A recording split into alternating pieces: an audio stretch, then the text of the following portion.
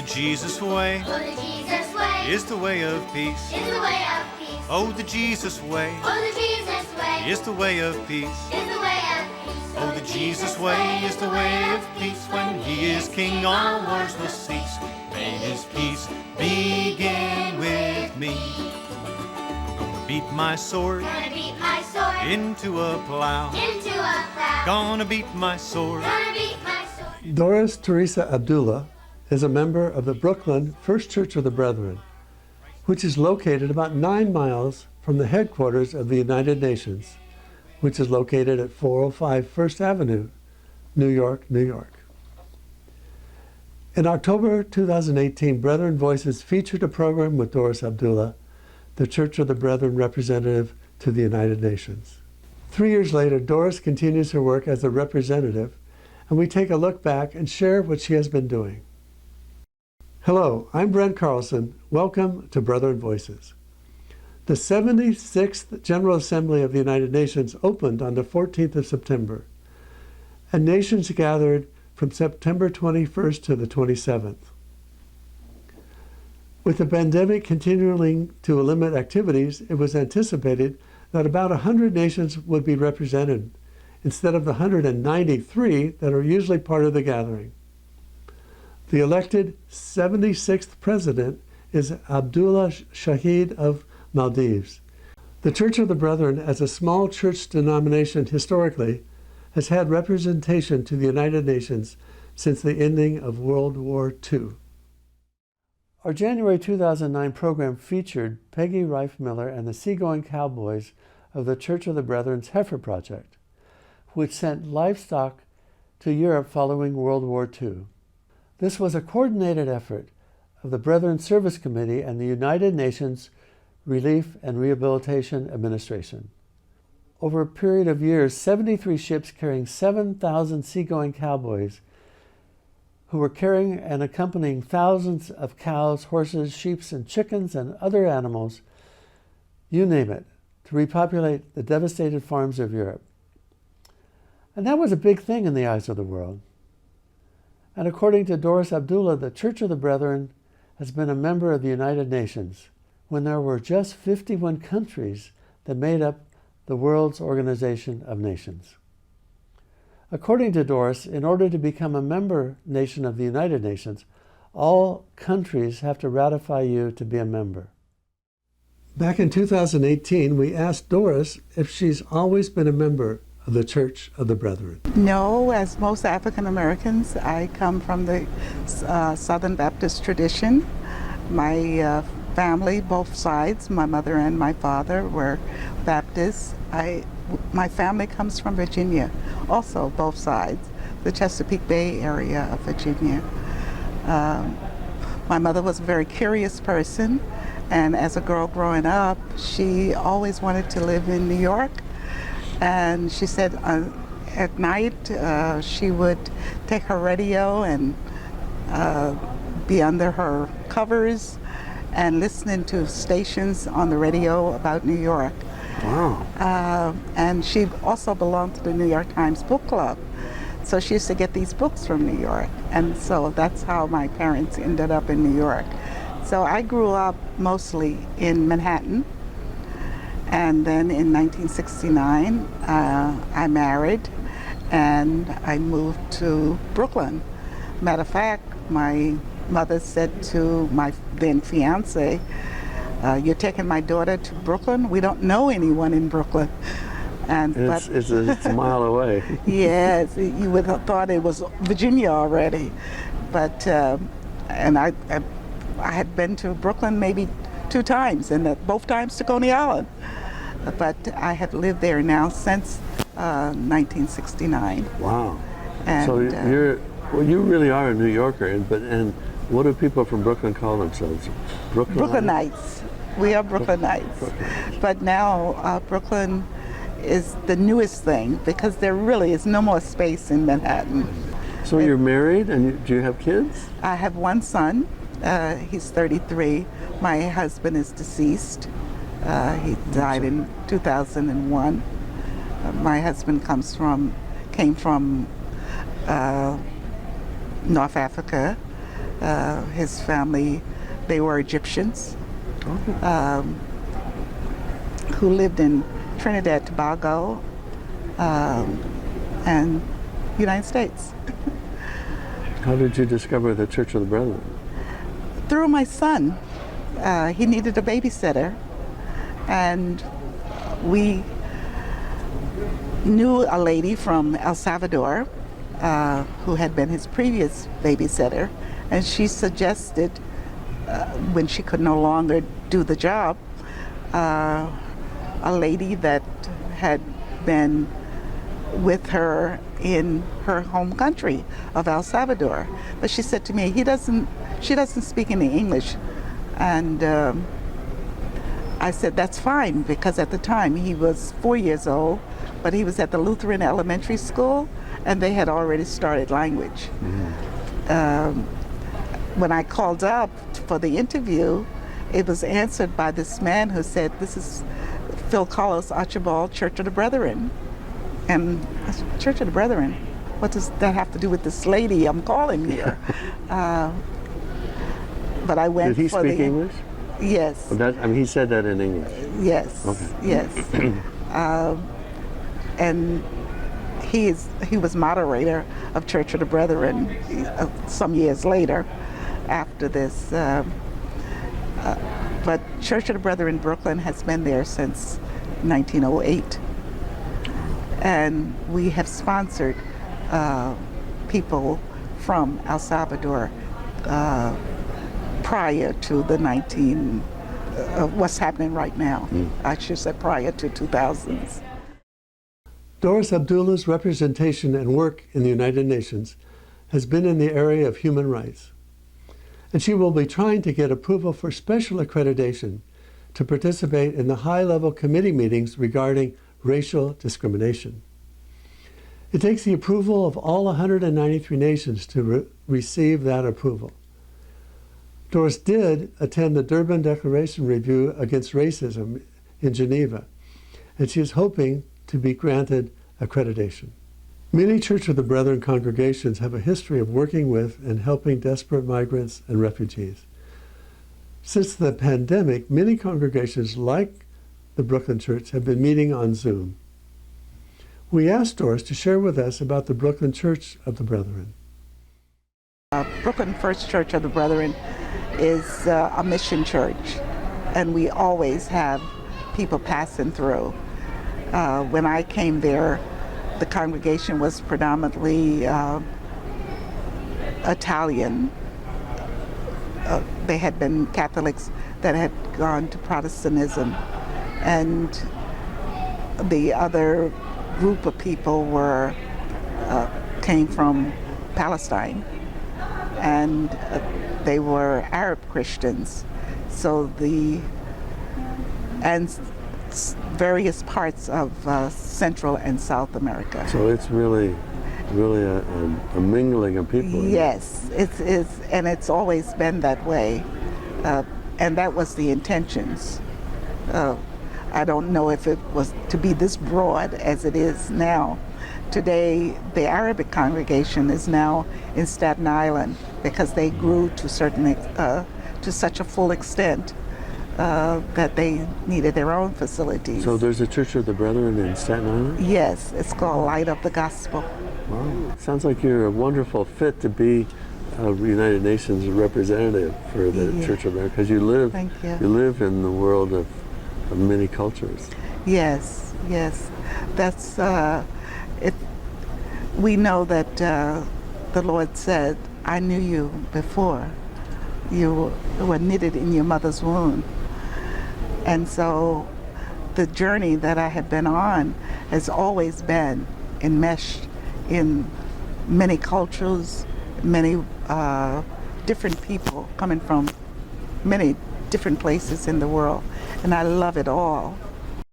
Serving as the Church of the Brethren representative to the United Nations is a tremendous responsibility. We asked Doris to tell us about how that happened. To make a long story short, Sister Bernadette invited me to go with her for the 2-week conference on racism at the UN. Now, as a New Yorker, we have, and as a child, you have gone to the UN for big events. So I said to her, they'll only give me a 1 day, I'm sure. And she said, she considered me a Mennonite. She knew about The Mennonites. Mennonites, and she knew about Quakers, but Brethren didn't register for her. So she said, I'm sure, because I've seen other Mennonites there, that you can get also a two-week pass.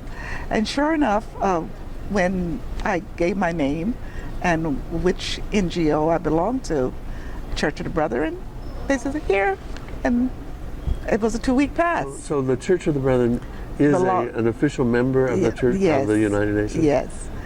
They are an NGO that's registered at the church at the UN as in the Department of Public Information, or what we say DPI. You know, we love the alphabet soup. Yeah. The Department of Public Information. Well, a lot of people, I didn't know that at all, but I do know that even individuals can be members of the United Nations. Yes. Individual people. Yes, yes. But all 193 countries have to vote for you. Really? Yes, but when Church of the Brethren went, it was only 51 countries. So we've been there a long time. We've been there a long time. Oh, amazing. Okay. And so I volunteered myself to You went to the 2-week?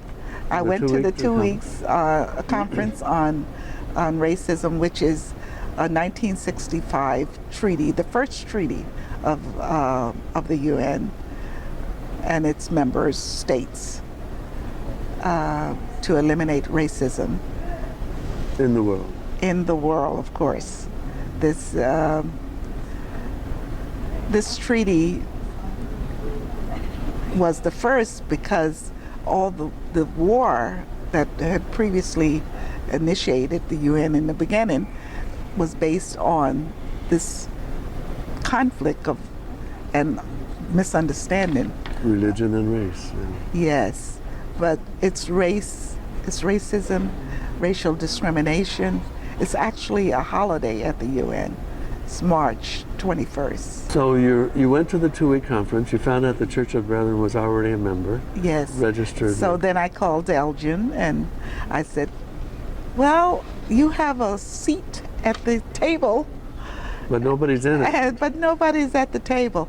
But we did have a representative, but the representative was at the University of Chicago.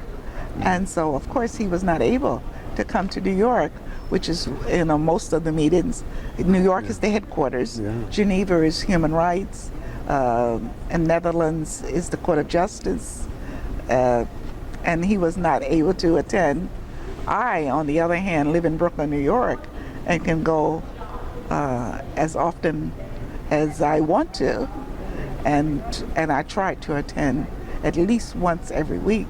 Really? Oh my And goodness. if there are conferences, as there are always, the racism conference, but all the treaties, they have to have these conferences continuously. So they are annual conferences on racism. The large one was in South Africa, which was the Durban. Out of that came, again, on racism, out of that came the Durban Declaration, again, to reiterate that we are going to eliminate racism and racial discrimination, xenophobia, and all related intolerance. It's a big.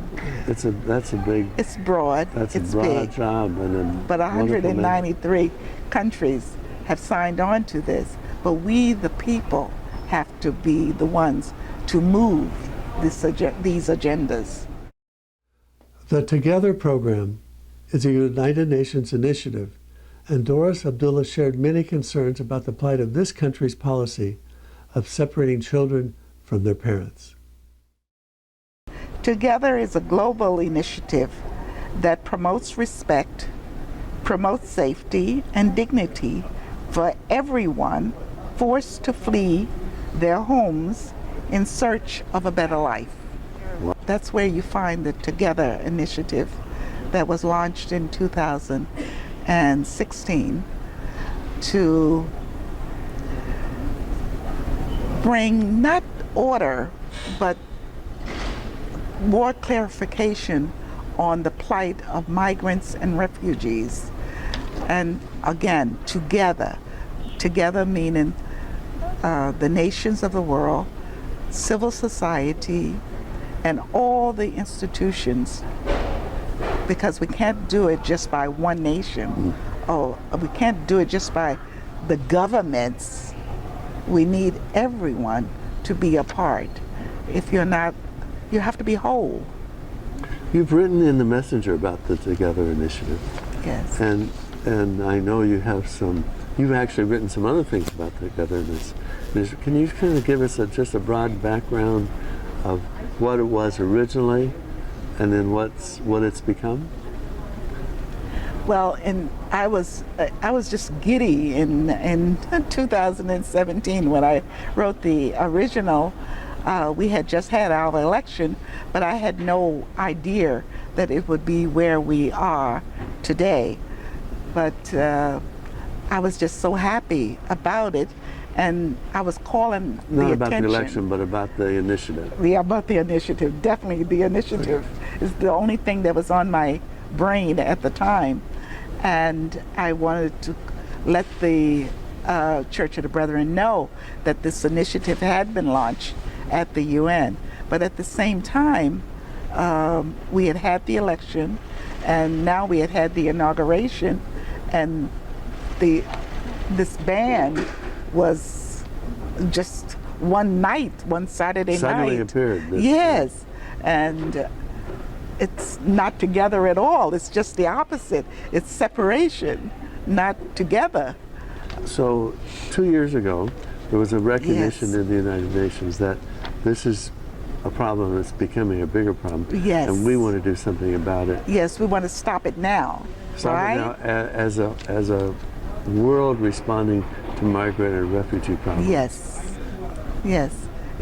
Wasn't there some idea that the United States was going to be a leader in this initiative? Yes, because of the experience with at the UN with President Obama, the prior president, it was just automatically assumed that the United States would be the leader of this new Together initiative. You must remember at the same time it was climate change, it was all these new things being launched because we recognized how small the world was, and we had new problems. They were based on non-state actors such as Daesh, such as Boko Haram, all of these things, but that was nothing in comparison to vast armies that had preceded and made big wars. So we could together, now that we don't have these vast armies And global warfare. Yes, So we let's can do do something these else. things. We can solve these problems of people fleeing their homes because of famine, or fleeing their homes because of conflicts within tribes or ethnic groups. We have time on our hands, shall we say? Yeah, time and energy. Yeah, and maybe some money and the resources. spark and resources, and who would have thought that everything would change? But also, it sounds like there was a recognition that these problems affect everybody. It's not just Always. It's not just this isolated country or these isolated people.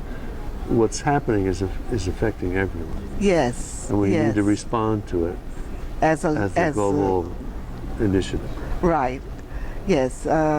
You can't respond singly. You can't be a silo. If a child, if Syria is having problems, Jordan is having problems too, and so is Lebanon, but so is Italy, so is the Greece and United Turkey States, yeah. and so is China. So because people have to, if they have to flee, they have to go someplace. On December 1st of 2020, Doris was involved in the Palestinian Committee meeting. It It was held in celebration of the International Day of Solidarity with the Palestinian people. Doris stated that too often she hears Palestine and it doesn't register with the people that about 2 million Palestinians live under occupation in the densely populated area of the Gaza Strip. Under a 13-year blockade, in a place where 90% of the water is undrinkable, people depend on international humanitarian aid in order to survive from one day to the next. Palestinians must show on demand an identity card to move even a few feet within the occupied territories. Self-representation is denied, and ongoing violence is a fact of life. Violence from an occupying army, violence from the settlers who are allowed to roam freely with guns, violence from within, violence from their own deprived existence, and the violence of non-existence to us who live on the other side of the wall. In July of 2021, there were about 200,000 migrants on the other side of the wall in Mexico, hoping and praying to come to America. And on this day, there are about 10,000 Haitians and other nationalities under a bridge in Mexico, hoping to come to the United States. Some have been waiting for a place to settle for 10 years. One of our favorite musicians has shared with us about our immigration policies, and we'll close our program today with this contribution from Bill Jolliffe. Thanks for joining us on Brethren Voices. I'm Brent Carlson on this International Day of Peace, wishing you and the world peace. This country has often, everybody ready? This country has often really had, are you ready? This country has often really had trouble with immigration policy.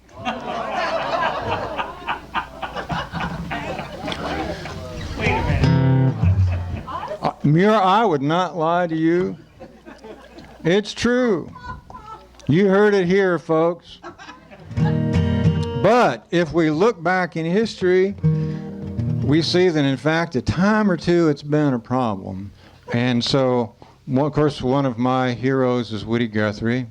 I want to sing you a true song that he wrote back in about 1946, I think, about that problem that existed back then, but which thankfully we fixed.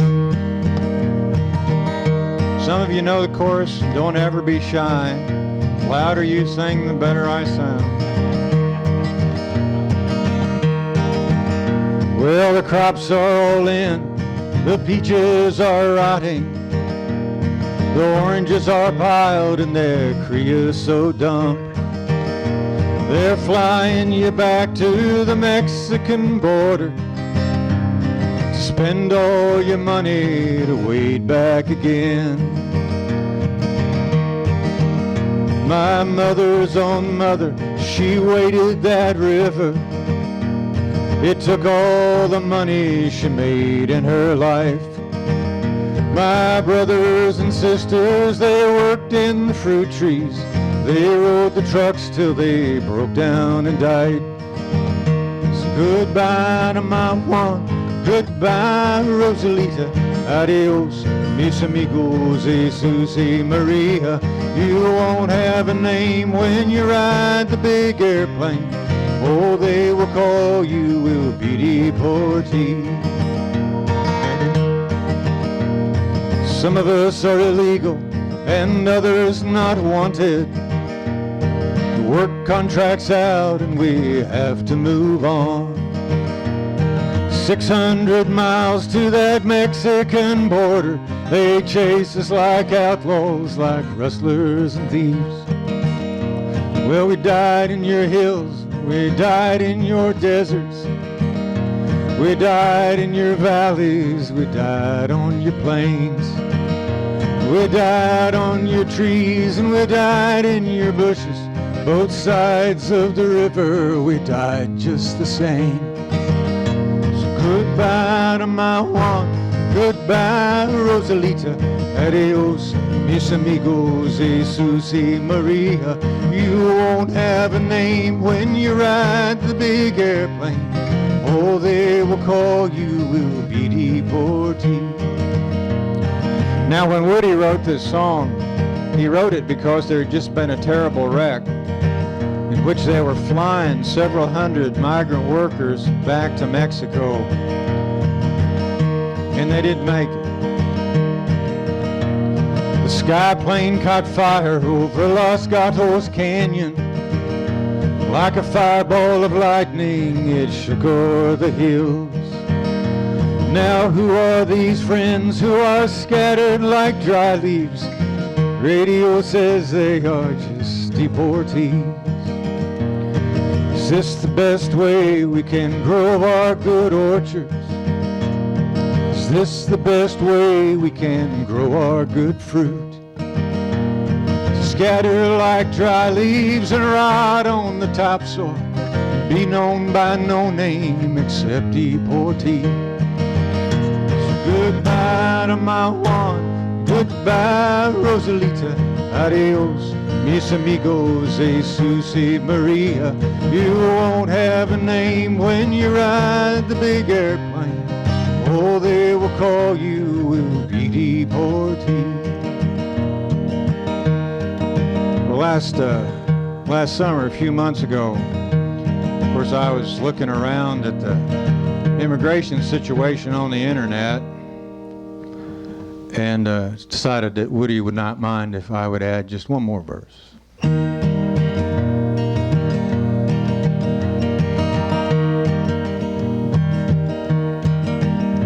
Well, the guards took our babies in El Paso City. In government buses they hauled them away.